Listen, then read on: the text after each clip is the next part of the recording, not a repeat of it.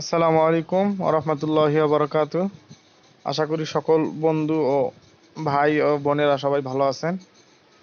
তো এই হলো আমার ছোট্ট মুরগির খামার। আপনাদের যদি কোনো ইন্টারেস্ট থেকে থাকে মুরগির প্রতি বা যে কোনো কিছু পালন করার জন্য যদি ইন্টারেস্ট থেকে থাকে, তাহলে অবশ্যই আমার চ্যানেলটি সাবস্ক্রাইব করবেন এবং আমার চ্যানেলটি ঘুরে দেখে আসবেন।